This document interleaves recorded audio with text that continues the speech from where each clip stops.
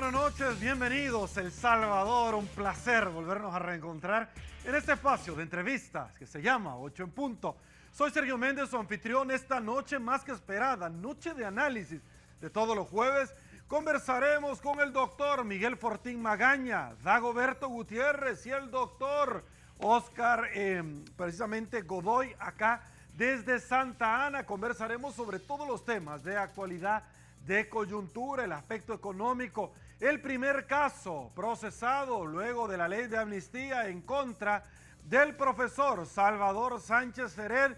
Los casos de probidad no paran y para la siguiente semana se espera una avalancha porque la Corte Suprema de Justicia está investigando a otros exfuncionarios públicos. De todo eso vamos a hablar en 8 en punto. Antes le planteamos la pregunta para que usted nos acompañe con su participación. Nos trasladamos, producción, dice así: ¿cree que las mesas de diálogo entre el gobierno y Arena debieron ser creadas solo por técnicos, economistas y no por representantes de partidos políticos, pero particularmente únicamente del FMLN y Arena? Un 77% dice que sí, que tuvieron que ser creadas por técnicos, economistas, diestros en la materia, y un 23% que no. De 124 votos sin haber iniciado la entrevista 8 en punto. Quiero saludar a quien hace posible, señores, noche tras noche, el primer segmento de esta su entrevista, como lo es Banco Agrícola. Y bueno, nos incorporamos a esta tribuna de entrevista para darle la bienvenida a nuestros invitados de todos los jueves, a los señores de lujo. Dagoberto Gutiérrez, señor, un gusto. ¿Cómo ha estado? Un abrazo. ¿Cómo se ha portado? ¿Cómo se siente? Es importante portarse mal. A veces. No muy seguido, porque la costumbre se hace derecho. Usted es abogado. Siempre. Porque Siempre. Quien se porta mal es para unos. Aprende el valor de portarse bien. Para otros se porta bien. Ok. Y quien se porta bien, también para unos, para otros se porta mal. Mira Bueno. Cómo es la cosa de compleja. Ok, nunca sabe uno para quién trabaja, ¿verdad? Bueno. Correcto. Con gusto le damos la bienvenida al doctor Miguel Fortín Magaña. Un placer, caballero. ¿Cómo ha estado? Pues de aquí, ¿Dónde andaba usted? oyendo la conversación cuasi psicótica de ustedes dos. De portarse mal de pronto para sentirle un poco de sabor a la vida. ¿Cómo está, doctor? Bien, bien, bien. ¿Qué se me había hecho? Pues por ahí. Andaba de ausente. En el diplomado.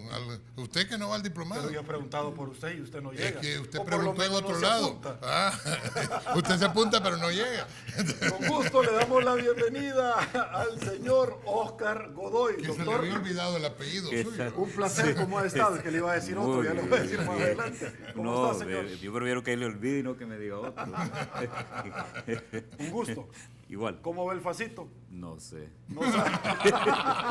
Está bien, hay que ver Olimpia 33 todo deporte. Le presentamos el collage de noticias de las más importantes en estos últimos días y que va a ser punto de partida para efectos de ilustración. Me desplazo, producción, acompáñeme. Arrancamos, dice así: Sánchez Serén sobre protestas de alcaldes: no puedo permitir que se desestabilice el país. Y cuando él hacía protestas, ¿qué tal? Milagro Navas: a Sánchez Serén el gobierno nos tiene que pagar el FODES, va para 3 meses. Hacienda: desembolsa el FODES correspondiente a agosto, pero debe 2 meses más. Gana: hay dinero para el buen vivir, pero no para las alcaldías, lo dijo el señor Tenorio. Sindicalistas denuncian mala administración del presupuesto de salud. Fiscalía General de República culpa a Hacienda del retraso en el cobro de impuestos. El fiscal le tiró la pelota. Jorge Dabú: gobierno no debe recibir más dinero para populismo y políticas erróneas. Murray Mesa dice que el reto es no gastar más de lo que uno se tiene. Ana Vilma de Escobar pide a la Asamblea la suspensión de viajes que no tengan beneficio para su país. Lo dijo en 8 en punto, el lunes de esta semana. Dagoberto Gutiérrez, inicio con usted. El FODES no se desembolsa. Hay políticas erróneas, según Jorge Dabú y otras personas más. No hay que darle más plata al gobierno, dicen unos. Ya va para 3 meses, se va a desembolsar el FODES correspondiente al mes de agosto. Sin embargo, el profesor Salvador Sánchez Serén ha dicho que para desembolsar el resto le tienen que seguir aprobando más préstamos. Los 120.000 millones de dólares que necesita adicionalmente y hacer reformas al sistema de pensiones. ¿Cuál es su valoración con relación a estos temas? ¿Cómo no? Este es un libro de extraordinaria importancia, se llama La gramática de la pólvora. Es un estudio sobre las publicaciones revolucionarias de 1971 a 1979, escrita por Luis Alvarenga, un escritor bien fino, bastante minucioso y profundo. Es una publicación de la ECA, de la UCA. Centroamérica es un trabajo del doctor Rafael Mesa, que recoge lo que ocurrió en abril de 1885 en la batalla de Chalchuapa, en el esfuerzo de Justo Rufino Barrios, presidente de Guatemala, para unir Centroamérica. El doctor Mesa era secretario general de Justo Rufino Barrios. Conoce esto en sus interioridades. Es importante leerlo. Este es un trabajo que se llama El Salvador, crisis histórica. Esto lo escribí yo. Es una reflexión sobre cómo funciona el régimen político en el país, sobre las disposiciones constitucionales, bastante a fondo. ¿Cuál escribió usted? Es importante leerlo. Esto lo encuentran ustedes en la Universidad Luterana. Es una publicación de la Universidad Luterana. ¿Ese escribió usted? Sí, sí. Se llama crisis histórica.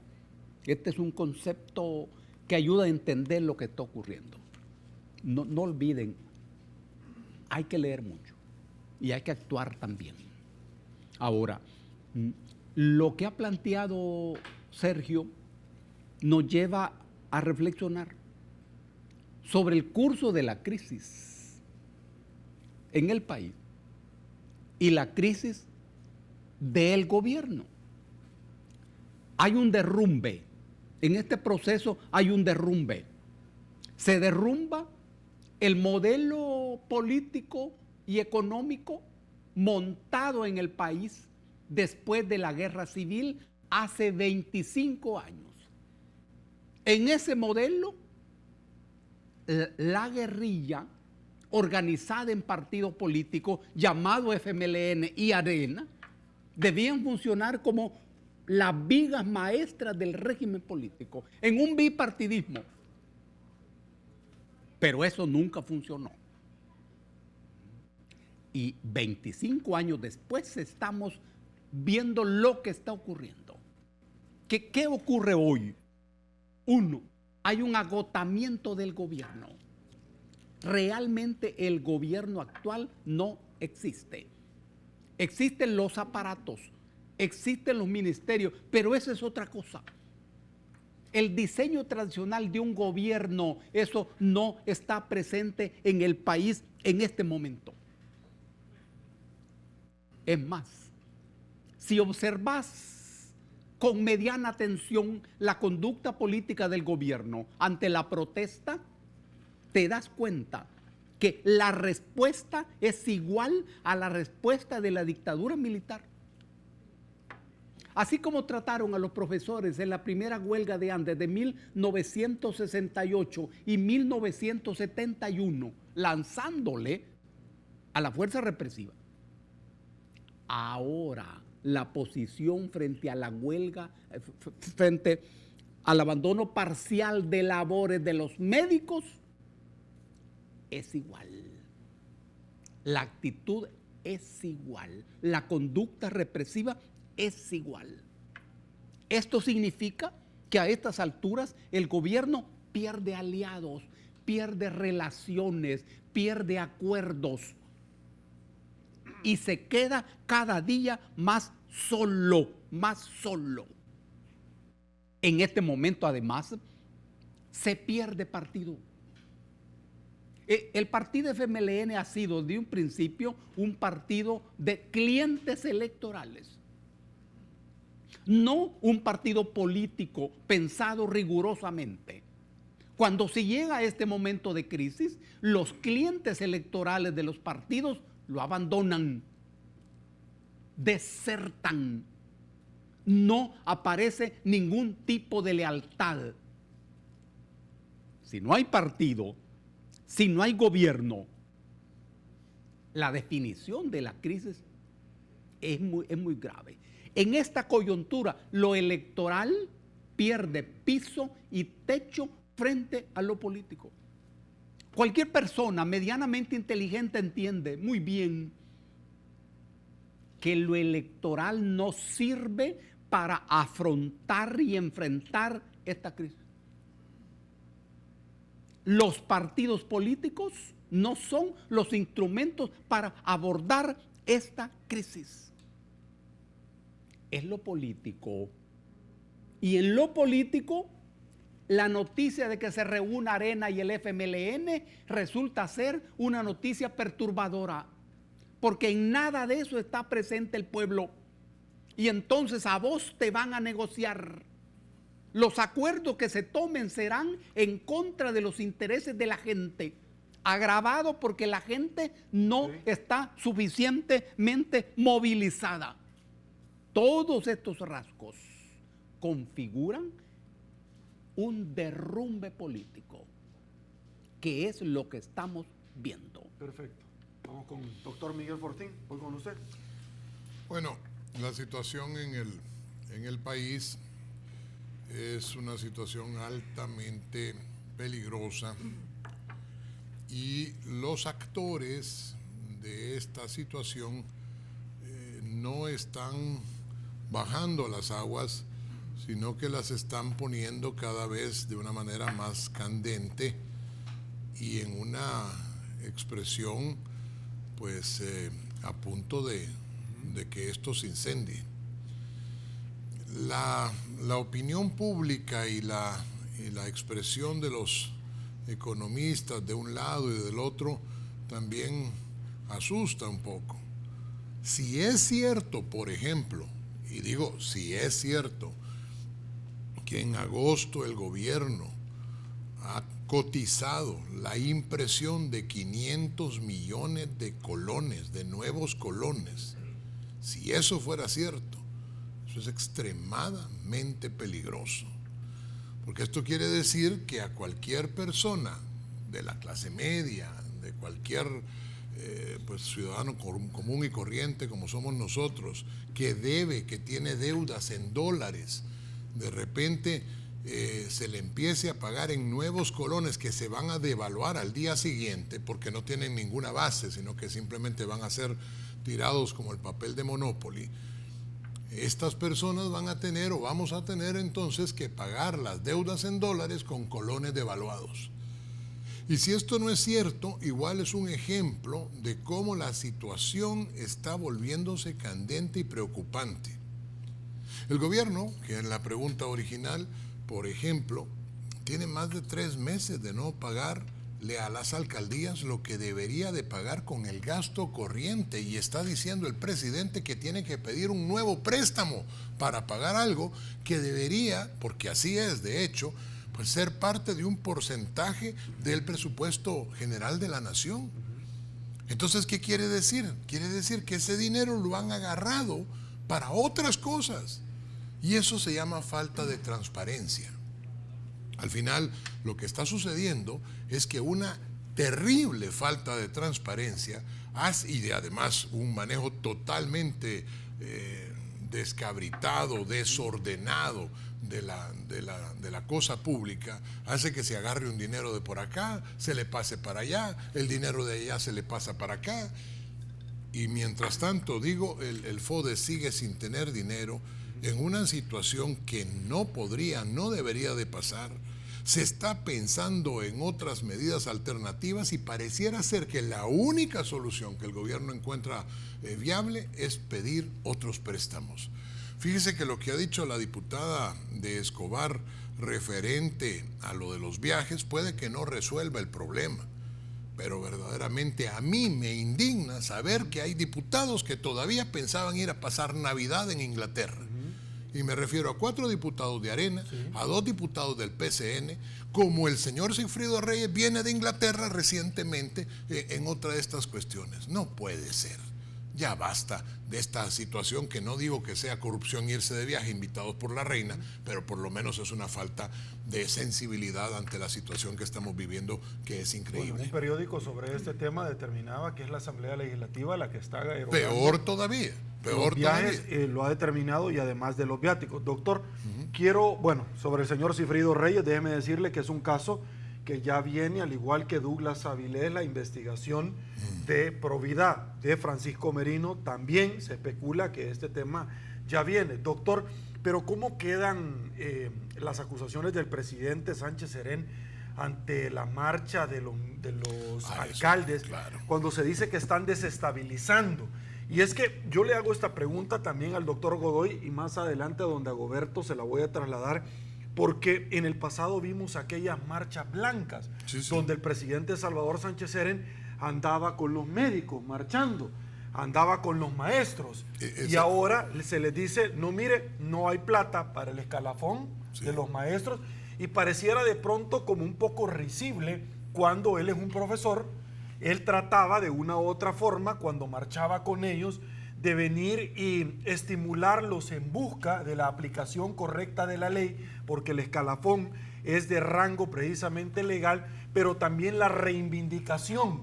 Votaron muchísimas personas por él, muchos sectores, para que de una u otra forma se tutelaran los derechos jurídicamente vulnerados por muchos años en contra de los maestros. Ahora vemos a los maestros marchar en contra del profesor Salvador Sánchez Serén. ¿Su opinión? No, es que a mí me parece verdaderamente horrible que el presidente de la República crea que cualquiera que hable sobre un derecho o sobre un aspecto totalmente legal y jurídico, porque aquí lo del escalafón se trata de un aspecto que está normado por la ley salvadoreña.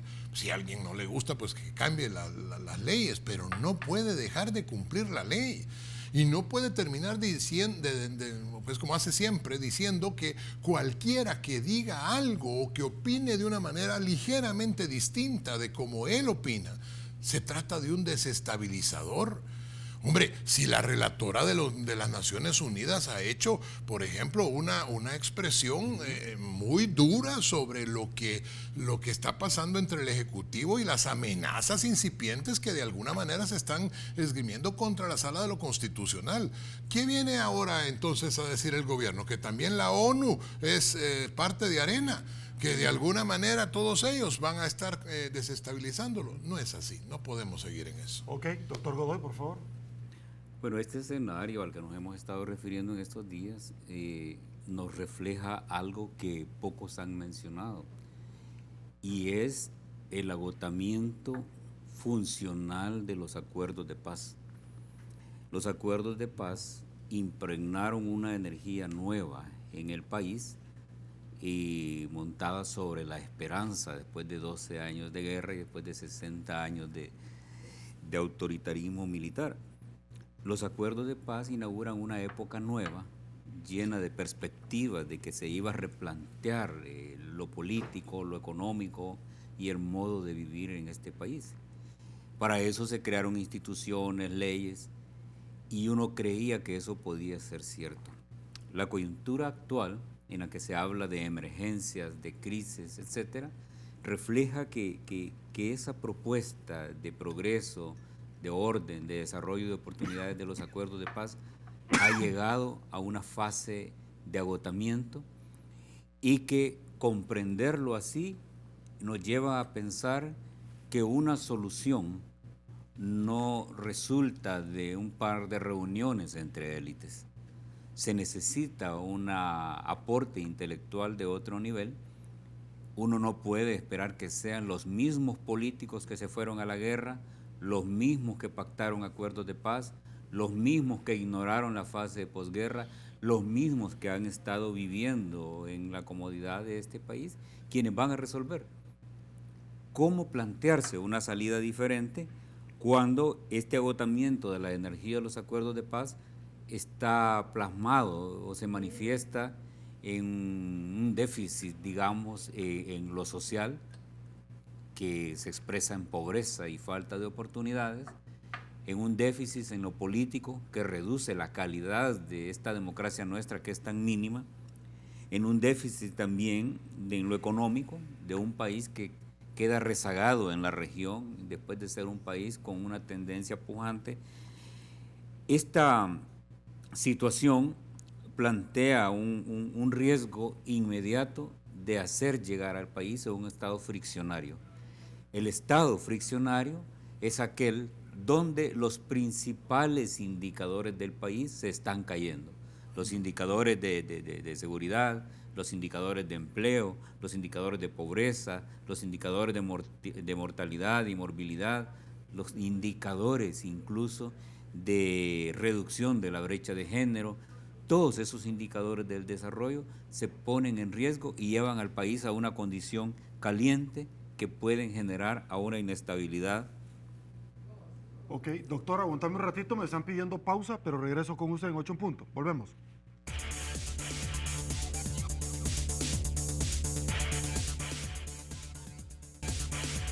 Doctor Godoy, estamos de regreso, voy con usted.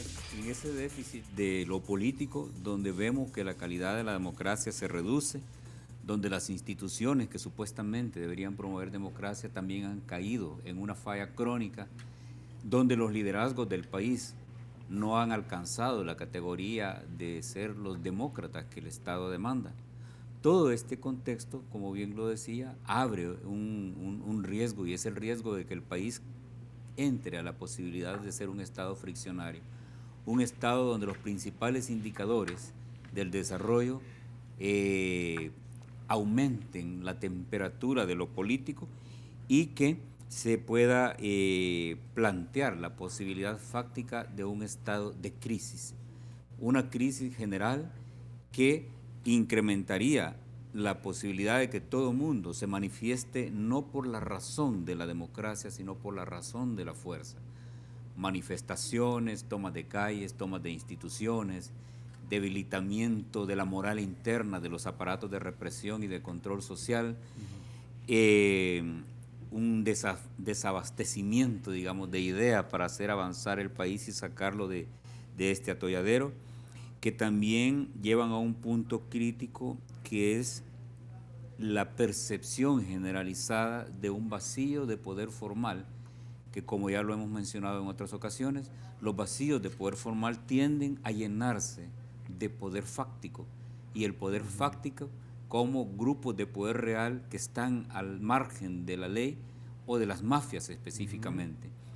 Más que todo cuando hay una dinámica, digamos, de persecución de los malos hijos de la patria que se dedicaron al saqueo de este país, a la corrupción, de los malos hijos de la patria que se hacen cargo del Estado sin tener las capacidades mínimas para gestionarlo, de los malos hijos de la patria que, sin darse cuenta, con su ineptitud, con su burocracia y con su exceso de regulaciones, paralizan el estamento político que debe servirle a la sociedad.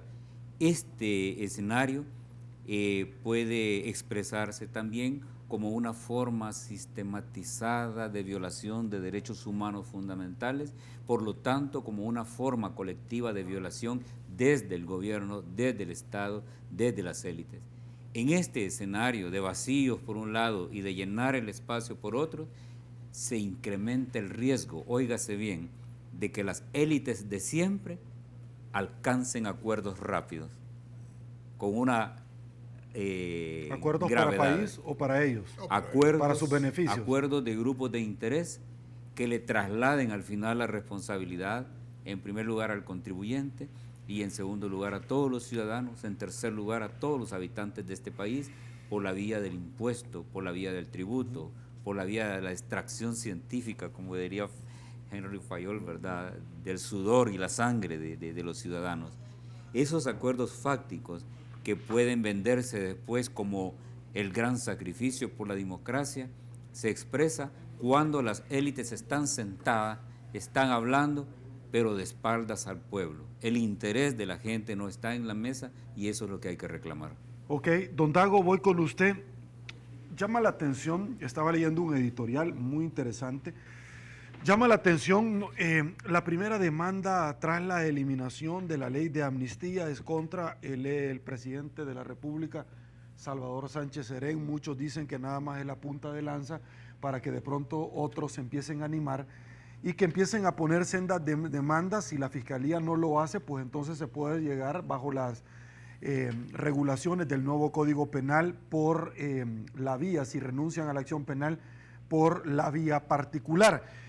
Esto se lo planteo en base a lo anterior, por cuanto en su momento llama la atención que el presidente arremete contra estos alcaldes que van a la marcha, buscando el FODE, que se les pueda dar los elementos para pagarle a los empleados en diciembre, para cubrir sus obligaciones, etcétera, porque en su momento se da la ley de amnistía, pero el presidente de la República, cuando era diputado, firmó la derogatoria, exigió la derogatoria. Me llama la atención esto porque también en su momento él firmó un recurso, tengo en mis notas acá, del fideicomiso. Sin embargo, hoy siguen sacando plata del fideicomiso. Es decir, quizás de pronto es redundar que todo lo que criticaron al final lo terminaron haciendo, pero esto que se lo acabo de plantear realmente tiene un sustento y base sobre los hechos mismos que hoy por hoy se están dando. Su opinión. Los hechos a los que te has referido tienen un sustento teórico que explica la conducta gubernamental. Por ejemplo, cuando se refiere a la acción de los alcaldes, expresa que se trata de una desestabilización del gobierno. ¿Y qué son los alcaldes de Arena? Aquí hay un criterio político establecido de hace muchos años, que expresa de que toda protesta, toda crítica, toda oposición viene del otro partido. Es una cosa meramente partidaria. Nadie que no sea de Arena está, de acuerdo a este criterio, en condiciones de pensar o de expresar ninguna crítica. Esta es una teoría realmente indebida. Y yo creo que la gente del FMLN tiene condiciones para pensar esto. Porque esto se expresa en el criterio de la desestabilización. Es que cuando un gobierno está siendo desestabilizado, está siendo conmovido, está siendo alterado, pero nada más. El resto está bien. El camino está bien. La casa está buena.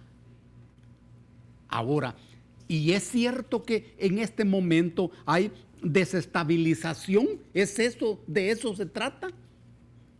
Y aquí no estamos reflexionando sobre lo que la oposición puede hacer. Si es oposición, si tiene posibilidad, tiene que actuar en esa dirección. Casi están obligados. El tema es que aquí estamos frente al agotamiento de un proyecto político montado hace 25 años. Eso se terminó. Ese experimento está agotado. Este es el punto. No es una desestabilización. En segundo aspecto, cuando aparece la figura de la desestabilización, se está diciendo de que internamente todo está bien, que estructuralmente esto marcha bien. Pero además se está diciendo que la amenaza a ese proyecto es externa, que internamente no hay problema, no hay desafectos. Son los otros los que ladran y los otros los que tiran piedras. Pero en realidad ese no es el problema. Esto lleva a otra idea, de que lo que está ocurriendo es un plan elaborado y urdido por determinados sectores ante un gobierno que está haciendo las cosas bien.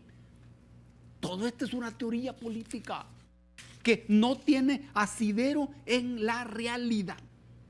Y finalmente, toda esta teoría dice que estos fenómenos que estamos viendo es una reacción ante la política que el gobierno está aplicando.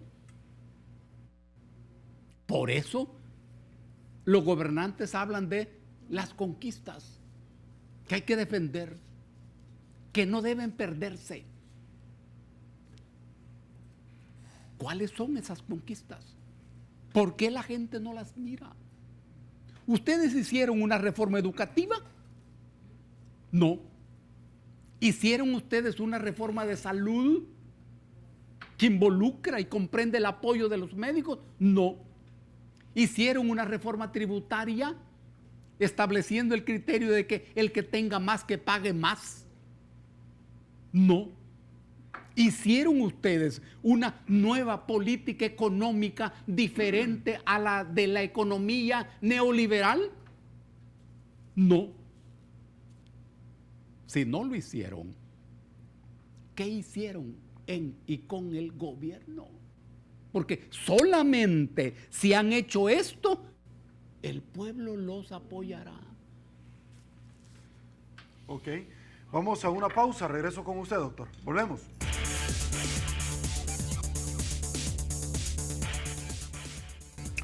Estamos de regreso.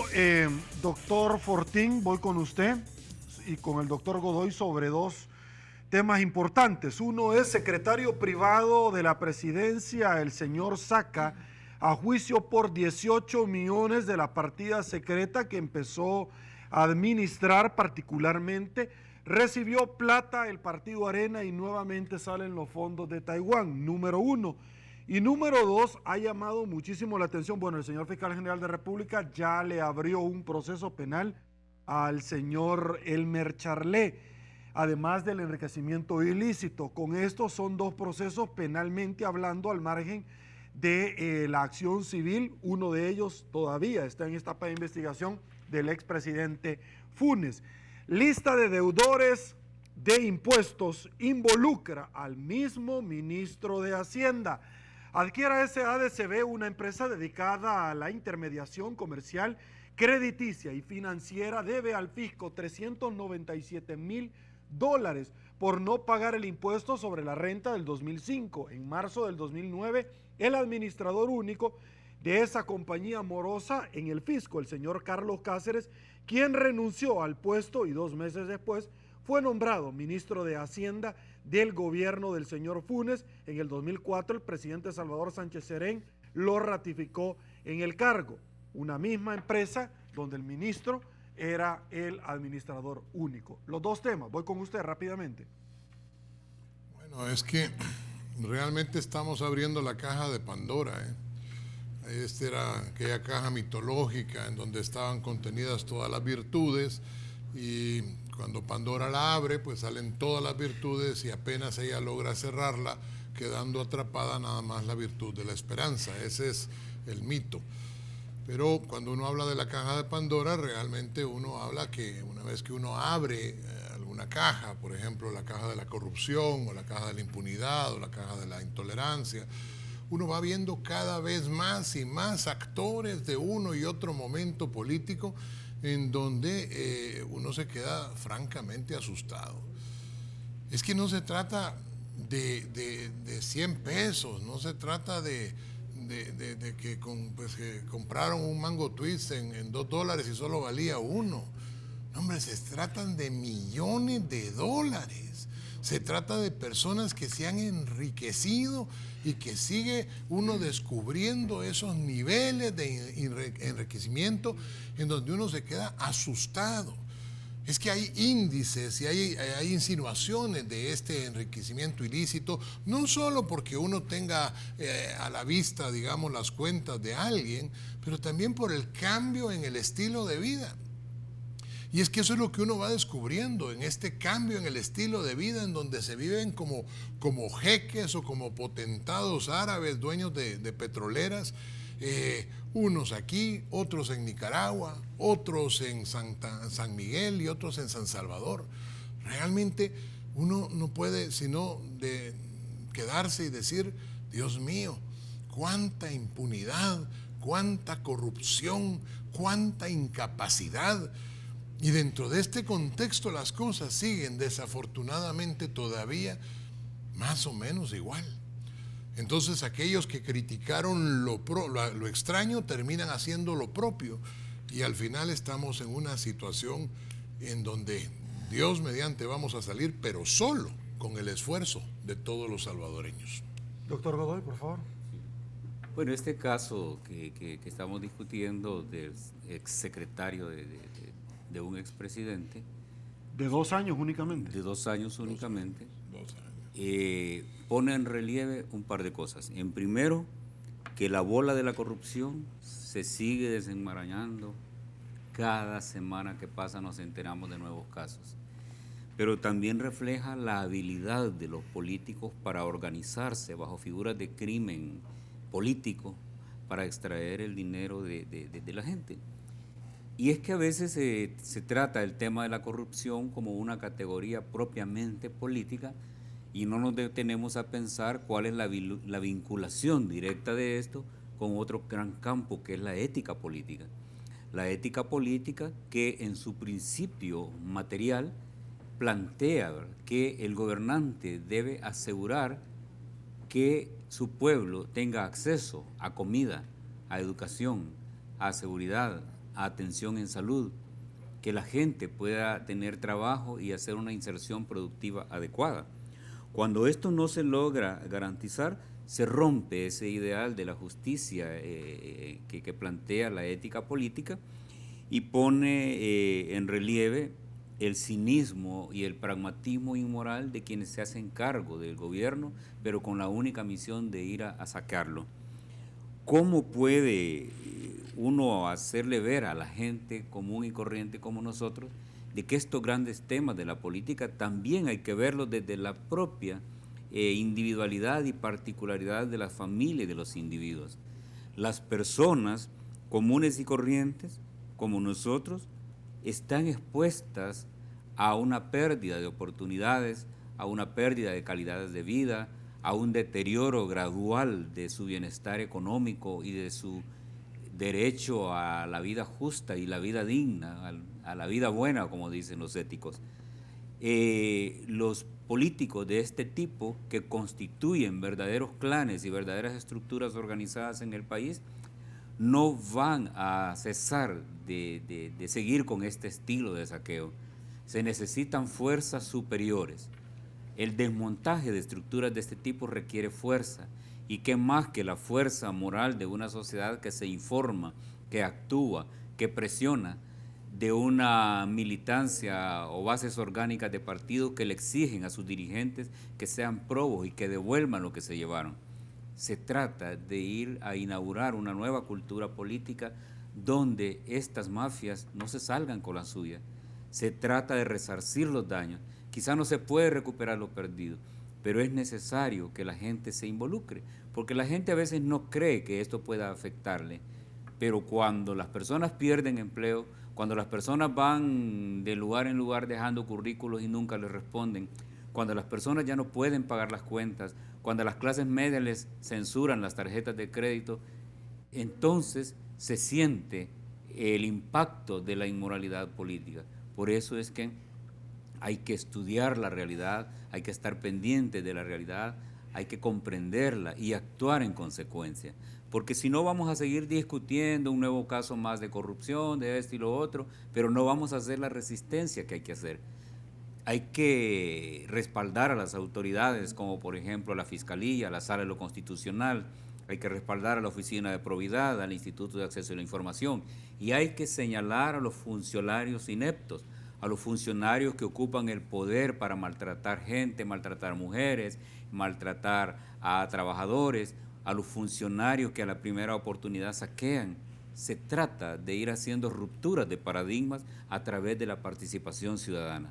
Ok, quiero terminar, tengo poco tiempo, don Dagoberto, sobre esto último, por favor, que es importante sobre el tema de Elmer Charlé, casos de probidad. Estamos hablando de situaciones políticas y el tiempo termina siendo un recurso político también. Estamos hablando de algo que es estructural. Observen ustedes, por favor, que estamos hablando de casos de corrupción, simplemente de casos de corrupción. No estamos hablando de la estructura de la corrupción y de la necesidad que tiene el régimen político de esa corrupción. La misma discrecionalidad de las leyes ampara esta conducta. Este es el punto, más allá de los casos de corrupción. Ok, otra pausa, señores, volvemos.